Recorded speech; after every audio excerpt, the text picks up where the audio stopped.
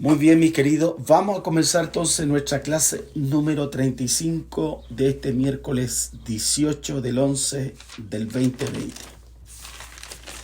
Ya estamos llegando casi al final de nuestras clases y vamos a orar al Señor para comenzar con nuestra clase en este día. Padre, yo doy gracias en esta hora, Señor, por todo lo que nos habla, lo que nos expresa, lo que nos enseña a través de la palabra. Bendice a todos mis hermanos que hoy están, Señor, para conocer, aprender de tu palabra. Te damos gracias, Padre, y guíanos. Todo lo que aprendemos sea para edificar la iglesia. En el nombre de Jesús. Amén. Bueno, mis queridos, vamos a seguir con nuestra clase. Estamos hablando de los vestidos sagrados, cuál era el fin, y todo está relacionado con el propósito eterno. Entonces, hemos hablado del pantaloncillo de lino, ¿cierto? Hemos hablado de la túnica de lino, hemos hablado del cinturón, del manto, del efod, el ceñido del efod, o sea, el cinturón, el pectoral. Estuvimos hablando en la clase pasada del urín y el tumín. Ya hablamos de las 7, hay 7 formas o 7 escuelas que hablan de esta forma donde Dios hablaba. Y hoy vamos a hablar la octava vestimenta, que es la mitra. Vamos a hablar de la mitra. Ya, hay varias cosas que vamos a hablar y quiero compartir con ustedes todo lo relacionado con el urín y el tumí. ¿Ya? Entonces, gracias los que me ponen esta. Ahí todo esto, estos son los vestidos básicamente que hemos estado hablando. ¿Se fija? Vamos del más grande hasta llegar allá arriba a la mitra, y fíjese que más bajito está le que llama aquí el diadema santa, que es la corona. Entonces yo quiero hablar un poquito sobre el urín y el tumí, que por qué el pectoral que ustedes ven al frente, que está ahí, ya era de donde Dios de alguna forma hablaba. Era la forma como hablaba directamente a través de esas hermosas piedras. Entonces yo quiero que abran Romanos capítulo 8, verso 14. Romanos capítulo 8, verso 14. Dice, porque todos los que son guiados por el Espíritu de Dios, estos son hijos de Dios. Así que esta es la forma como nosotros, por medio del Espíritu, hoy nosotros conocemos la verdad. Antiguamente Dios hablaba a través del sumo sacerdote y él tenía estas piedras, ya que eran el urín y el tumín. La palabra en sí significa un extremo, el sí o el no. Y cuando quería hablar la frase, cada palabra que tenían las tribus se resaltaban en hebreo y ahí daba un mensaje que era directo. Y esto era principalmente para conocer la voluntad de Dios y para cumplirla. Nosotros, de igual manera, si nosotros vivimos una relación estrecha con Jesucristo, nosotros vamos a poder también comprender ese lenguaje espiritual que todos nosotros necesitamos, que es la revelación y la guía de esa verdad.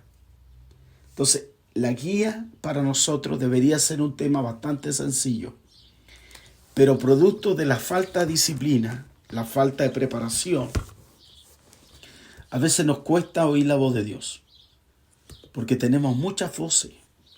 Entonces el enemigo lamentablemente se mete en muchas de esas extrañas voces, y a veces nosotros, por no tener disciplina desde niño, hoy nos cuesta entender cuál es la voluntad de Dios.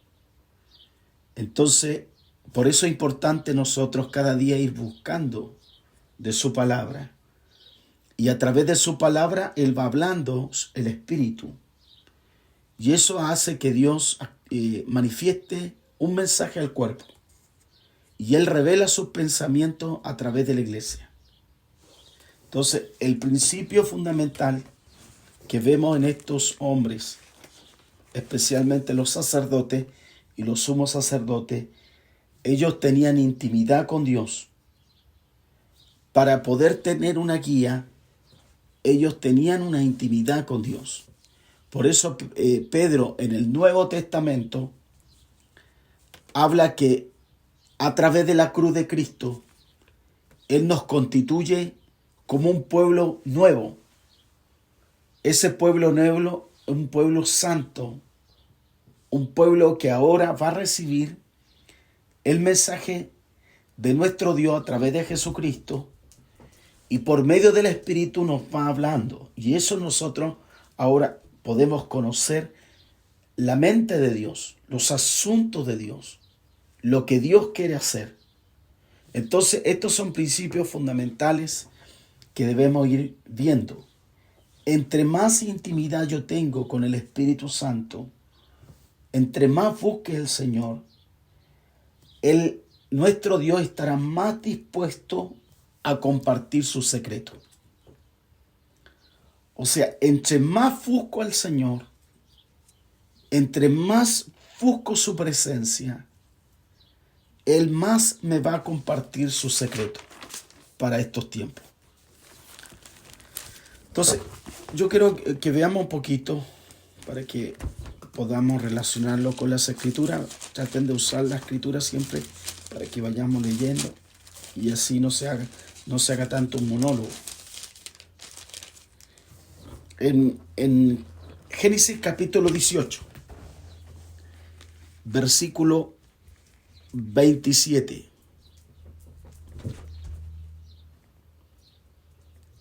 Dice que Abraham replicó y dijo: he aquí ahora he comenzado a hablar a mi Señor, aunque soy polvo o ceniza.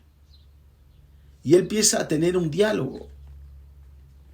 Y dice: quizá faltarán 50 justos. 50 justos, 5. Destruirá por aquellos 5 toda la ciudad. Y dijo: no la destruiré, si hallare allí 45. Se fija, hay una relación. Fíjese que para destruir a Sodoma y Gomorra, los ángeles, ahí hay lo que los teólogos llaman la dicotomía, habla de la cristofonía, porque es una relación. Algunos dicen que posiblemente Cristo bajó a hablar con Abraham. Otros dicen que el ángel de nivel alto, que el más cercano a nuestro Dios, bajó a hablar para revelarle lo que iba a acontecer con la ciudad de Sodoma y Gomorra. Entonces, fíjese que incluso en hay una versión dice que Dios no iba a rehusar a tratar de esconder su plan a Abraham por ningún motivo. Por eso la escritura dice: Abraham replicó y dijo: he aquí ahora que he comenzado a hablar a mi Señor, aunque soy polvo y ceniza. Así que vemos esa relación. ¿Por qué tiene esa relación? Y esto lo podemos encontrar, esa respuesta, en Santiago capítulo 2, versículo 23. Santiago capítulo 2, versículo 23. Dice: y se cumplió la escritura que dice: Abraham creyó a Dios y le fue contado por justicia, y fue llamado, dice el texto, amigo de Dios. Entonces, la relación tanto que creció, que Dios lo llama su amigo. O sea, O sea, para que ustedes puedan ver cómo creció esa amistad profunda. Por eso esa amistad implica intimidad.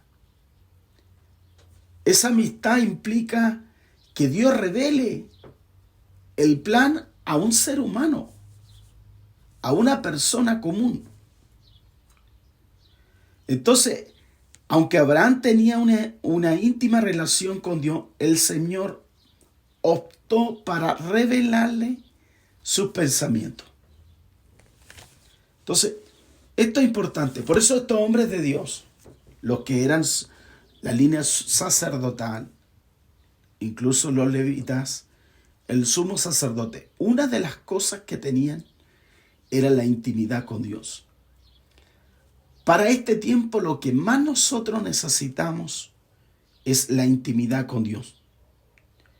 Y al tener la intimidad con Dios es que tenemos el corazón de Él. Nosotros tenemos que tener esa relación. Tenemos que tener un corazón como Él quiere. Vamos a Juan capítulo 15. Juan capítulo 15, versículo 14 y 15. Dice, vosotros sois mis amigos si hacéis lo que yo os mando. No lo que tú digas, no lo que yo exprese, sino dice lo que yo os mando. Ya no os llamaré siervo, porque el siervo no sabe lo que ha de ser su señor. Pero os he llamado amigos, porque todas las cosas que oí de mi Padre os las he dado a conocer. Entonces aquí vemos la revelación, esa intimidad, esa relación que hay. Entonces esa relación, por esa intimidad, Dios revela su voluntad. Y esto es gracias a que somos obedientes. Por eso incluso en el verso 14 reafirma esto. Vosotros sois mis amigos si hacéis lo que yo os mando. O sea, para tener esta relación es una cosa que yo tengo que poner ciertas condiciones. Aquí tenemos que ir aprendiendo un principio que es acatar. Entonces vamos a ver lo que conecta la intimidad con Dios con un corazón justo. Acuérdense que este era un corazón justo. Por eso, los que van a vivir esa relación con Dios, donde Dios va a revelar sus secretos, son llamados justos. Veamos el Salmo, vamos a ver varios textos ahí. El Salmo 24. Salmo 24, versículos 3 y 4. Dice, ¿quién subirá al monte de Jehová? ¿Quién estará en su lugar santo? Y aquí vemos la característica. Dice, el limpio de mano y el puro de corazón. El que no ha elevado su alma a cosas vanas, ni ha jurado engaño. Entonces, aquí vemos esa relación. Esa característica nos habla ahí. El limpio de mano, el del corazón puro. Esas son ciertas características para que Dios llame a alguien amigo de Él. Vamos a Proverbios. Salmo, Proverbio. Proverbios capítulo 3, versículo 32. Dice, porque Jehová es abominación al perverso, mas su comunión íntima es con los justos. Entonces, los justos tienen ciertos privilegios. El Salmo 25, 14. Salmo 25, 14.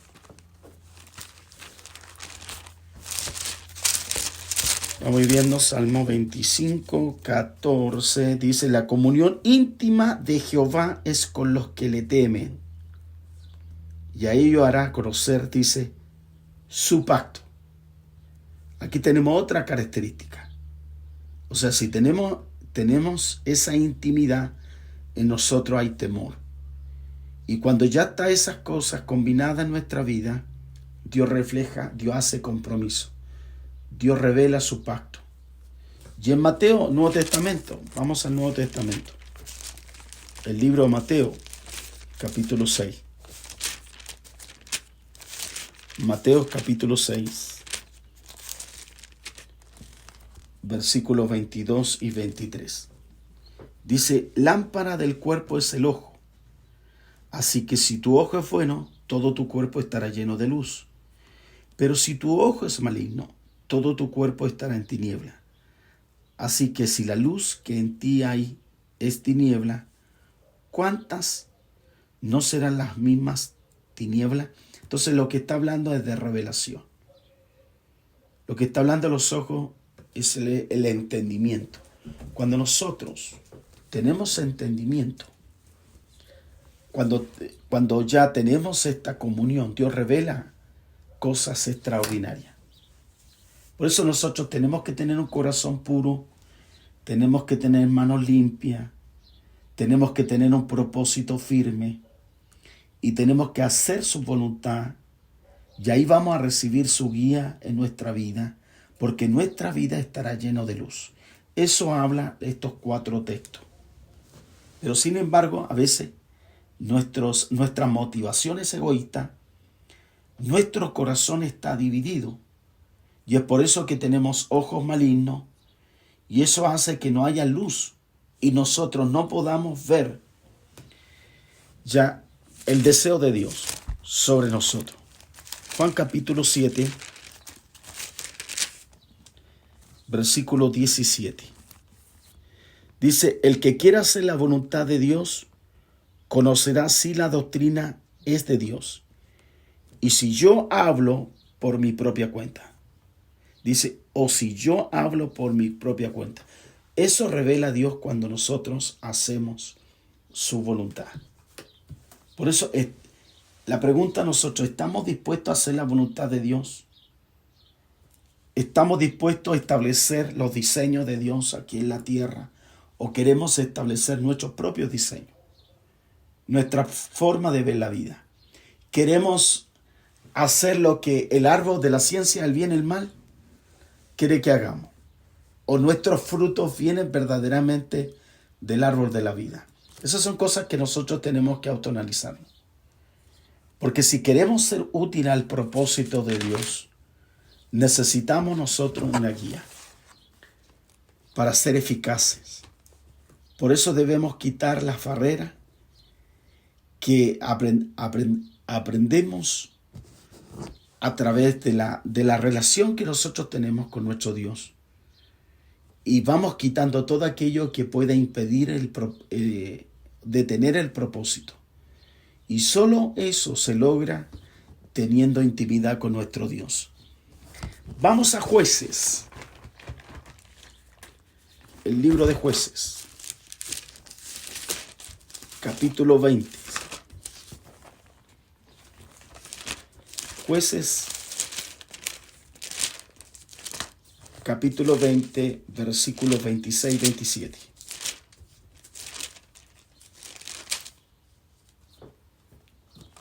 Dice, entonces subieron todos los hijos de Israel y todo el pueblo vinieron a la casa de Dios y lloraron y se sentaron allí en presencia de Jehová y ayunaron aquel día hasta la noche y ofrecieron holocaustos y ofrenda de paz delante de Jehová. Y los hijos de Israel preguntaron a Jehová, pues el arca del pacto de Dios estaba allí en aquellos días. O sea, cuando ellos buscaron al Señor, cuando decidieron presentarse ante Dios, limpiarse, cuando decidieron de ese momento a buscar, primeramente, cómo estaba su vida, lloraron, se afligieron su espíritu, entonces fueron a preguntarle a Dios. Primero resolvieron sus asuntos espirituales para luego tener esa autoridad. Y eso es poner nuestro corazón delante de Dios. Es cuando nosotros primero resolvemos nuestros asuntos espirituales, nuestros asuntos que nos hacen nosotros separarnos. Empezamos a ayunar, empezamos a suplicar que nuestras actitudes cambien. y sacrificamos ciertas cosas en nuestra vida y de ahí luego nosotros le vamos a preguntar. Ese es el trabajo que nosotros debemos ir haciendo. Por eso, a medida que vamos permitiendo que la cruz haga su trabajo en nosotros, nosotros vamos a ir siendo perfeccionados. Dios va a ir revelando luz. Dios va a ir cambiando nuestra forma de ser. Dios va a ir cambiando nuestras actitudes. Por eso estas son las últimas dos piezas de este vestido matrimonial que hemos estado hablando, y que una es la mitra y la corona de oro. Todas esas cosas que ustedes vieron es el traje de novio o de la novia, en este caso la iglesia. Y parte de más a menos. Del más grande a reducido a lo que se llama mitra y después la corona. Entonces vamos a analizar ahora, entendiendo esto, qué significa la mitra. ¿Qué significa esto? La mitra es una pieza que es colocada sobre el sumo sacerdote. Cada una de ellas es menos la que te puede proceder. Ahí está, gracias. Entonces aquí tenemos la mitra, que es un turbante. ¿Ya? La mitra es un turbante. Es una pieza que se enrolla. Y justamente como dice esta figura, dice aquí la de oro, ahí dice santidad Jehová en hebreo. ¿Ya? Ahí está. Entonces esa mitra, para que ustedes vayan viendo, tiene un propósito.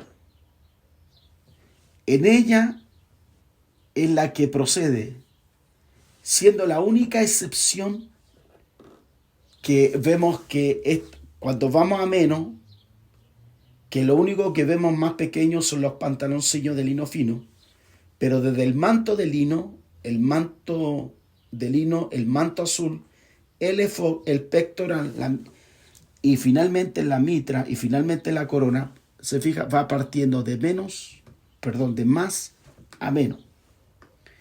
La corona de oro, cada pieza es de un tamaño progresivo. Cada pieza que se va poniendo el sumo sacerdote es una pieza progresiva. Va de más a menos. Y esto es de igual forma al caminar por el tabernáculo. Cada compartimiento del tabernáculo es sucesivamente de más a menos. Así parte el tabernáculo. El tabernáculo parte de más a menos. En la medida que el sacerdote se adentra al templo, se está acercando más a la presencia de Dios hasta llegar al arca.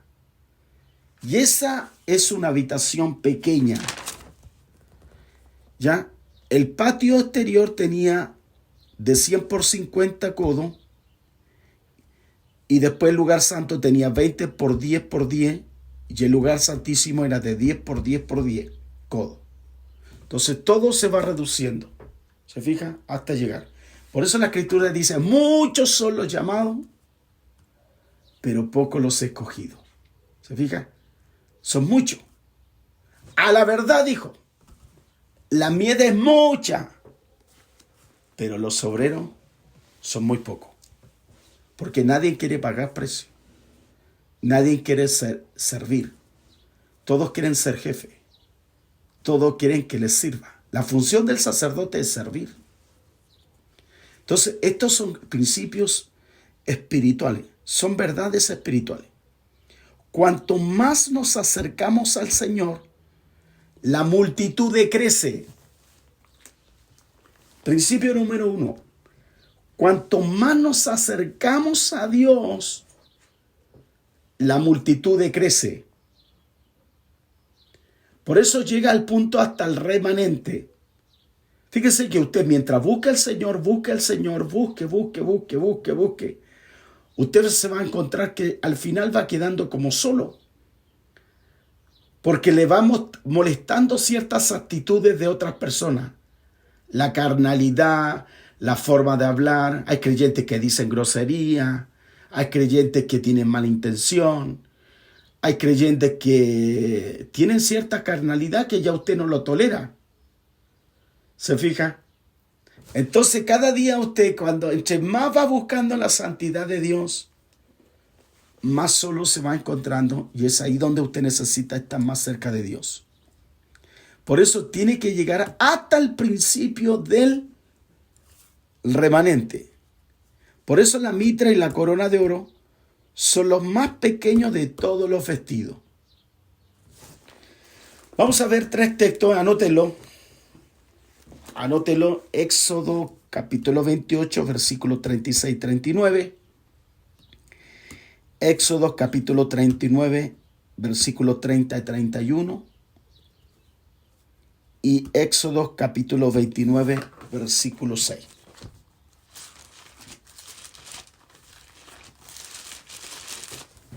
Vamos a ir viendo el 28.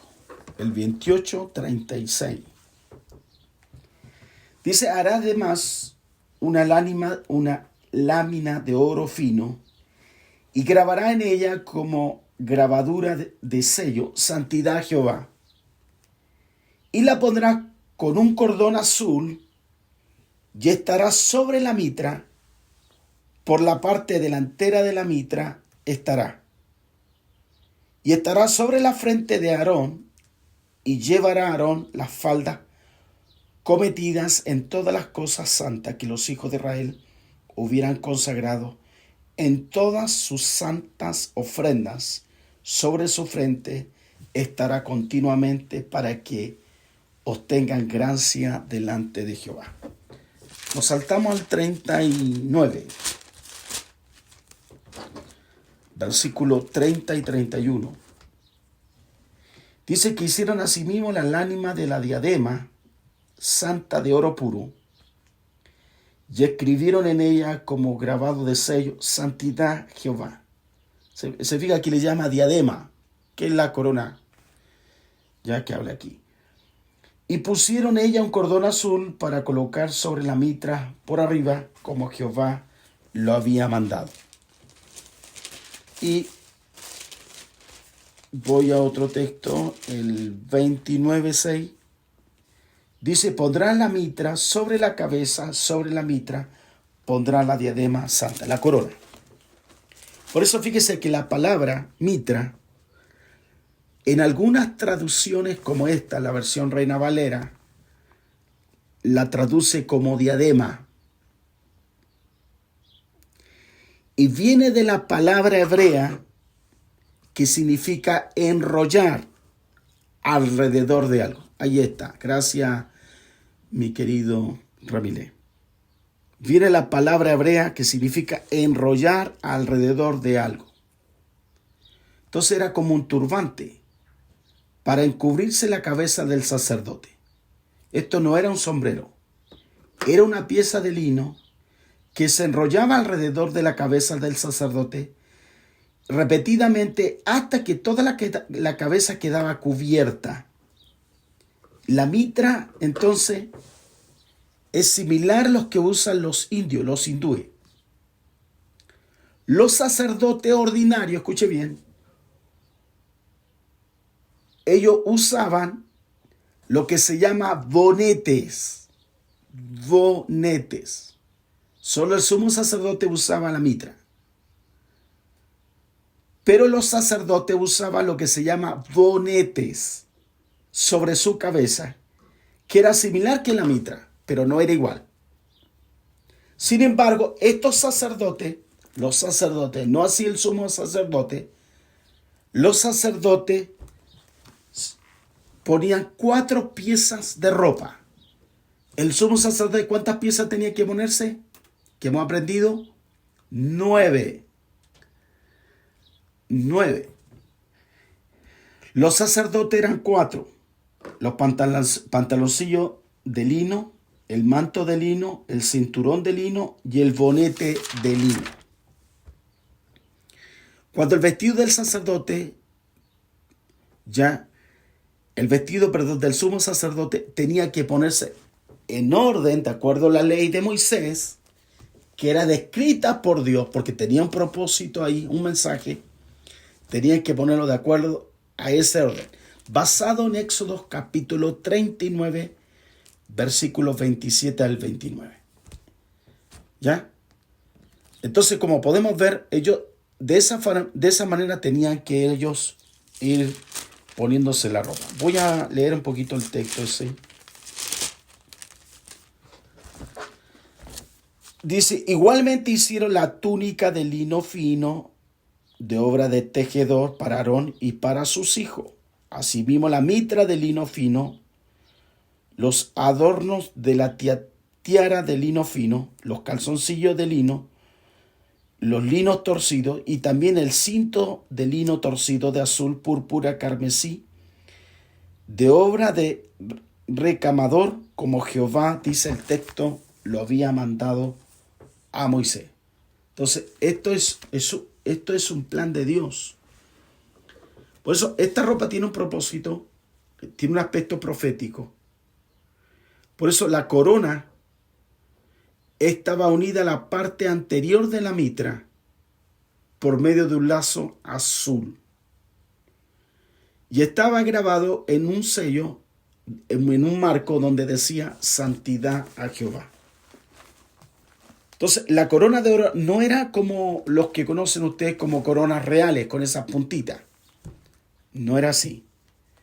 Ya, sino que se colocaba al frente, en la cabeza, y llenaba la parte anterior de la cabeza del sacerdote. Sobre eso quedaba puesto sobre la mitra. Entonces, vamos a ver el significado espiritual de esto, porque esto tiene un propósito eterno. El propósito de la mitra era doble. Lo primero era cubrirse, protegerse de la cabeza del sacerdote. Y segundo, ya en la Biblia cubrirse la cabeza significa sumisión a la autoridad de Dios. ¿Qué significa entonces cubrirse en la cabeza del sacerdote? Acuérdense, es sumisión. Una persona que no es sumisa no puede cumplir tareas sacerdotales. Una persona que no es sujeta no puede cumplir ya la función sacerdotal. En este caso no puede cumplir el propósito eterno de Dios. Es parte del reino, pero no es parte del propósito eterno. Vamos a ver 1 Corintios capítulo 11. Primera de Corintios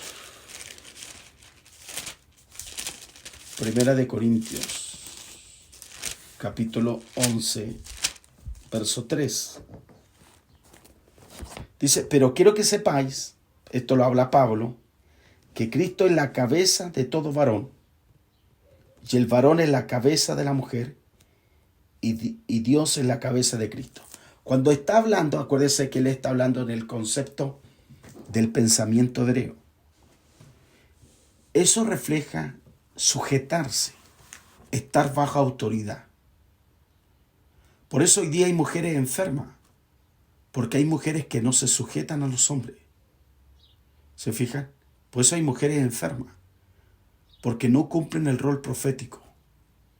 Hay iglesias enfermas. ¿Se fija? Porque hay pastores que no se sujetan. Y así hacia arriba estamos hablando. Por eso el cubrirse, acuérdense, el cubrirse es proteger la cabeza del sacerdote. Y espiritualmente hablando, si uno tiene la cabeza expuesta, cuando está expuesta, por eso los hebreos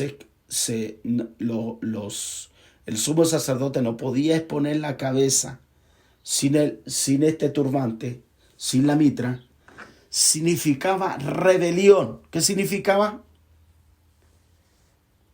Rebelión contra la autoridad. Por eso el sumo sacerdote tenía que seguir todo ese proceso, porque de alguna forma conecta el papel lo que iba a tener la iglesia. Por eso nosotros no podemos claudicar.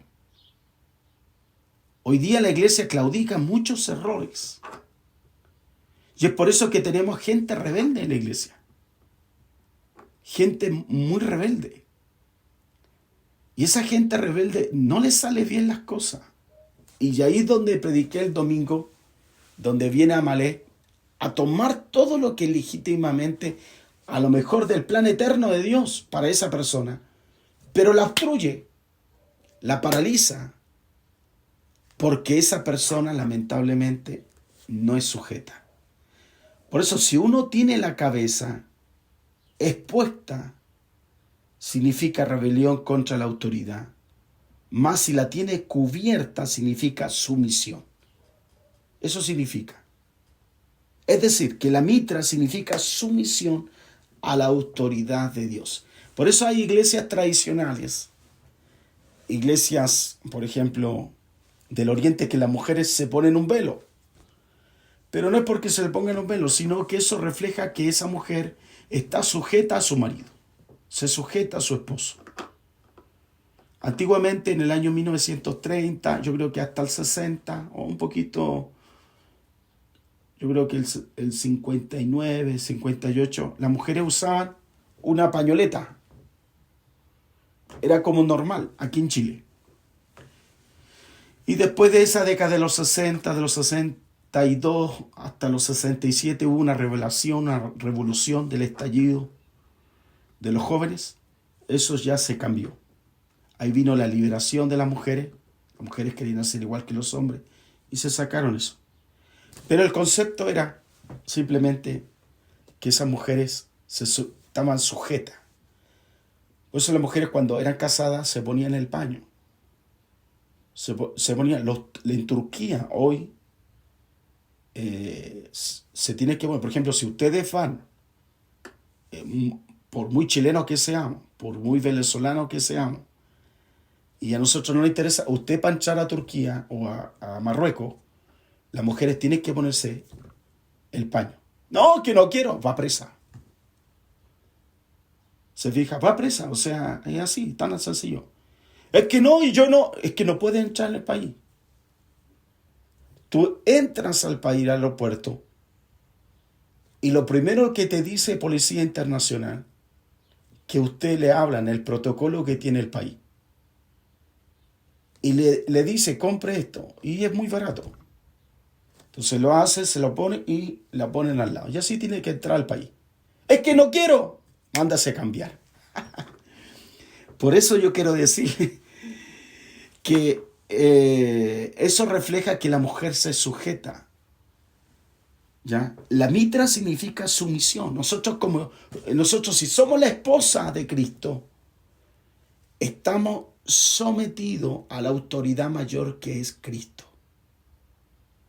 Y como la autoridad mayor es revelada a una autoridad humana, que es apóstol, quien sea un profeta, un pastor o el que sigue, nosotros estamos sujetos a esa autoridad. Y es por eso nos constituye automáticamente que somos sacerdotes. Por eso la sujeción no solamente es poner el pañito, porque hay gente que puede ponerse el pañito, pero dentro de su corazón no está sujeta. Por eso no hay autoridad para echar fuera demonios. No hay autoridad para qué, para hacer milagros, porque no estamos sujetos. ¿Se fija? Las personas a lo mejor podrían desarrollar tremendamente el ministerio, pero producto que tienen un problema con la cabeza, lamentablemente el enemigo le quita toda autoridad. Por eso la mitra no solamente cubría la cabeza del sacerdote, también la protegía. ¿Qué hacía? La cubría y número 2, la protegía. Cubrirse significa también protegerse. Veamos el Salmo. Salmo 140. Salmo 140. Versículo 7. Dice: Jehová, Señor, potente Salvador mío, tú pusiste a cubierto mi cabeza en el día de la batalla. nos protege del peligro. Cuando nuestra cabeza está cubierta, Dios protege nuestra mente contra los ataques del enemigo. Si no nos sometemos a la autoridad de Dios, la autoridad asignada, nosotros siempre estaremos expuestos al ataque del enemigo. Siempre. Por eso cuando estamos sujetos a la autoridad asignada, hay protección y Dios está cubriendo, porque hemos aprendido a sujetarnos. ¿Se fija? Hoy los cristianos, hoy los hijos de Dios, no tienen claro estos puntos. No tienen claro el punto de la sumisión y la autoridad. Por eso toda esta vestimenta tenía ese propósito, de revelar esos principios. Por eso algunos tienen problemas en sometimiento a la autoridad. No reconocen la autoridad. Y ellos están expuestos a los fuertes ataques del enemigo. La mayor arma del enemigo es atacar la mente por medio de decepciones, de mentiras, de pensamientos impuros. Así es el enemigo. Ataca con decepciones, ataca con mentiras, ataca con pensamiento impuro. ¿Por qué tengo pensamiento impuro? Porque esa persona no se sujeta. Habitualmente cuando hago liberación, especialmente a mujeres, le pregunto yo si ella se sujeta a su esposo. Y casi el 60-70% las mujeres no se someten. ¿De qué me voy a someter de ese animal? ¿De qué me voy a someter de esa bestia? Entonces, por eso viene y de repente la veo en el techo, hermano. Gateando por el techo, hermana, baja. No sé por qué me pasa eso, pastor. Y porque tienen un problema de sometimiento. ¿Se fija? Por eso, para lograr la victoria, es someterse a la autoridad delegada de Dios. Porque eso recibimos cobertura. La cobertura viene para nuestras cabezas. Veamos Santiago. Santiago. Vamos al libro de Santiago, capítulo 4, verso 7. Dice, someteos pues a Dios y resistir al diablo y huirá de vosotros. Porque el diablo que hay, no me voy a irme día. No voy a irme. Te echo fuera en el nombre de Jesús. No quiero. Te echo fuera en el nombre de Jesús. No me voy. Te echo, te reprendo. No me voy a ir. ¿Sabe por qué no se puede ir? Porque esa persona no se sujeta. Por eso cuando nos sometemos a la autoridad, nos protegemos a Dios. Por eso es importante que el sumo sacerdote tenía que llevar todos estos elementos, porque en otras palabras, la responsabilidad era mayor, o sea, era el hombre más popular de una nación. Pero cuando entraba al lugar, al tabernáculo de Moisés, él tiritaba con temblor y temor, porque él tenía que recibir la revelación, pero también tenía que ministrar al pueblo. Por eso muchas faltas hubieron, no en los sumos sacerdotes, sino en los sacerdotes, porque no se ponían todas las vestimentas, llegaban solo a 4. Por eso muchos pueden llegar en una fase a cumplir el propósito eterno, pero la cumplen en 4 fases y no llegamos a la 9. ¿Por qué? Porque nos cuesta ¿qué? Someternos. Si un creyente se rebela contra la autoridad divina, sale afuera totalmente de la cobertura y sin protección. Capaz que esa persona no lo manifiesta físicamente, pero en sus hechos sí lo demuestra. Veamos 1 Corintios. 1 Corintios, capítulo 11. 1 Corintios, capítulo 11, versículos 32 y 33. Dice, mas siendo juzgado, somos castigados por el Señor para que no seamos condenados como el mundo. Así que, hermanos míos, cuando os reuní a comer, esperaos unos a otros. Entonces, eso está hablando ya cómo tenían que proceder. Y tenían que proceder de acuerdo a la autoridad delegada, del mayor al menor. ¿Se fija?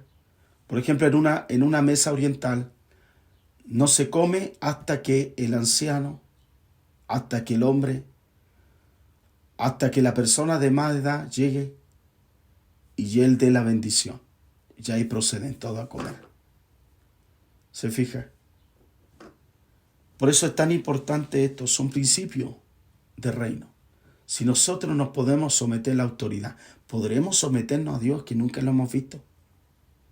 Si nosotros nos sometemos, no nos respetamos el uno al otro, ¿cómo podremos nosotros trabajar con los ángeles? Cuando en los ángeles hay jerarquía. ¿Se fija? Hay arcángeles, hay Gregory, hay diferentes tipos de niveles.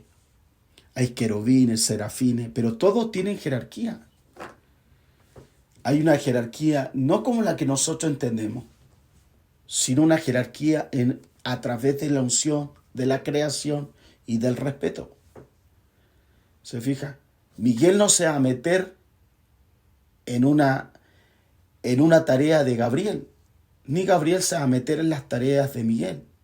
Son todos seres eternos, pero todos se respetan de acuerdo a sus funciones.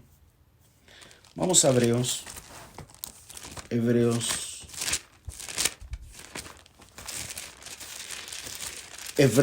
capítulo 12, versículo 5 en adelante. Dices, y habéis ya olvidado la exhortación que como a hijos se os dirige diciendo, hijo mío, no menospreciéis la disciplina del Señor, ni desmaye cuando eres reprendido por él. Porque el Señor, al que ama, disciplina, azota a todos a los que recibe por hijo. Si soportáis la disciplina, Dios trata como a hijo. Porque ¿qué hijo es aquel que el Padre no disciplina? Eso dice el texto.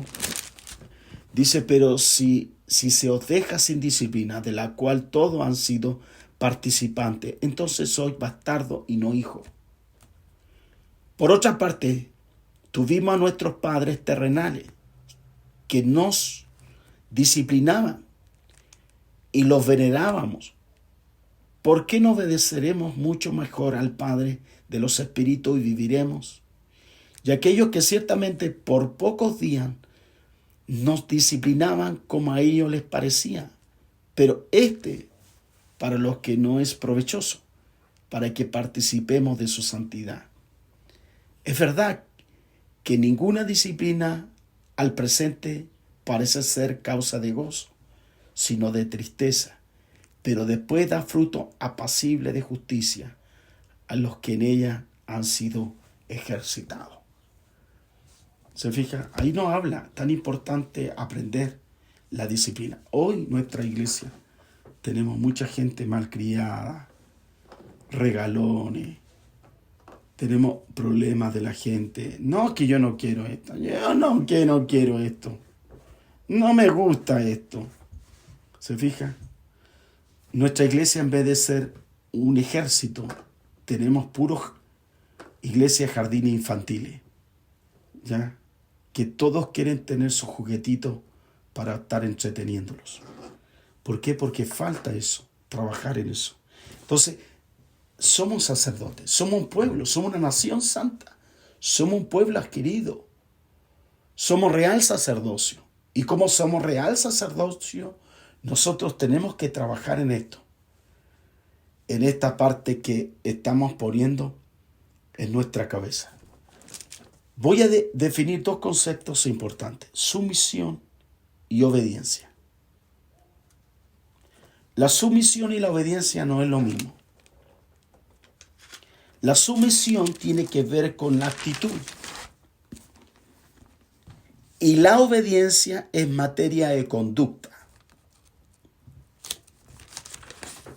La sumisión tiene que ver con actitud y la otra es con conducta, la obediencia. La sumisión es interna y la obediencia es externa. La sumisión es incondicional, mas la obediencia es condicional. Dios nunca nos dice que nos enfrentemos, nos rebelemos, que marchemos contra nuestras autoridades designadas aquí en la tierra. No nos dice eso. Se fija, yo quiero que vean Hechos. Hechos capítulo 5. Hechos capítulo 5, versículo 39. Mas si es de Dios, no la podréis destruir. No sabéis tal vez hayado luchado contra Dios. ¿Se fija? Porque cada autoridad es para que nosotros podamos ejercitar áreas de obediencia o alguna actitud de sumisión. Por eso la ley de Dios y la ley de los hombres caminan en veredas totalmente distintas y diferentes. Por eso tenemos que obedecer la ley de Dios en lugar de la de los hombres. En tanto que tenemos que someternos incondicionalmente, obedecerlo. Eso es importante. La sumisión es absoluta. La obediencia no lo es. Por eso la libertad en nuestra vida es como nosotros ahora vamos a pensar. La mitra es colocado al someternos a la autoridad. Y eso es algo, porque fíjese que la Escritura habla y nos dice, vestido del nuevo hombre, despojado de la vieja vestidura. Eso lo habla Pablo. Entonces, cuando estamos vestidos del nuevo hombre, hay vestimenta. Eso refleja que si nosotros vamos pasando para llegar a tener esa nueva vestimenta, esas nuevas ropas en nosotros. Por eso es importante esto, que el llegar allá, Dios nos va poniendo cosas hasta nuestra cabeza. La mitra nos protege nuestra cabeza y nos protege frente a ¿quién? Frente a los ataques de Satán. La fuerza principal que tiene el enemigo contra los hijos de Dios es implantar sus ideas en nuestra mente. Él va a tratar de imponer sus ideas.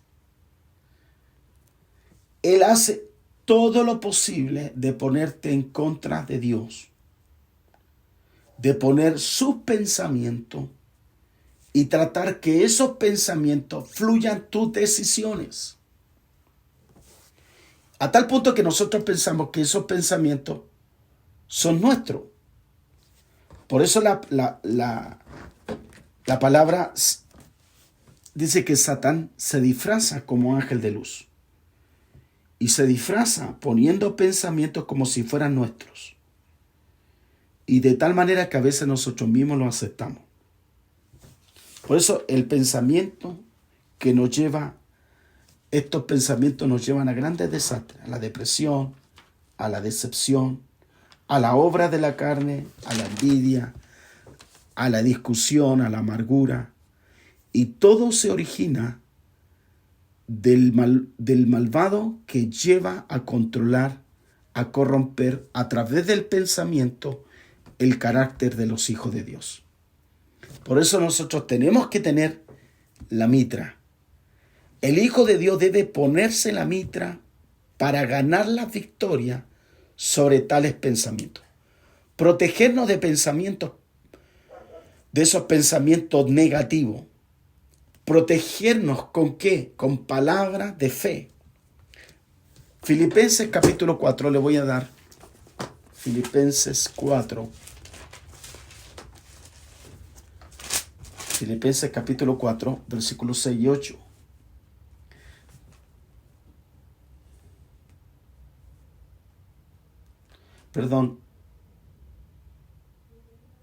del 8, Filipenses capítulo 4, 8, 9. Dice, por lo demás, hermano, todo lo que es verdadero, todo lo honesto, todo lo justo, todo lo puro, todo lo amable, todo lo que es de buen nombre, si hay virtud alguna, si hay algo digno de alabanza, en esto pensar. Lo que aprendisteis, recibiste, oísteis, viste en mí, esto haced, y el Dios de paz estará con vosotros. Por eso es una medida positiva de proteger nuestra mente, para evitar todo pensamiento sucio. Porque esos pensamientos se transforman, lo peligroso, en fortaleza. Y cuando ya se transforma en fortaleza, es difícilmente sacarlo hasta que haya liberación. Por eso la mente está constantemente activa, pero debe estar lista, alerta, vigilante, para no ser nosotros engañados. Porque el enemigo huirá si nosotros constantemente estamos protegiendo los pensamientos. Vamos a Romanos 12:2. Romanos capítulo 12:2 dice, no os conforméis a este siglo, sino transformaos por medio de la renovación de vuestro entendimiento, para que comprobéis cuál sea la buena voluntad de Dios, agradable y perfecta. ¿Se fija? El enemigo siempre va a querer poner sus pensamientos. Por eso nos invita a transformar esos pensamientos. ¿Cómo nos cubrimos nosotros? Con palabra, con reflexión, escuchando mensajes, siendo obediente. De esa forma vamos renovando nuestra mente.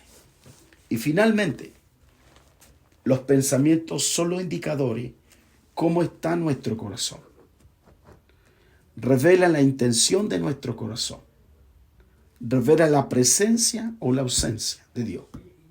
Como tú piensas, así eres.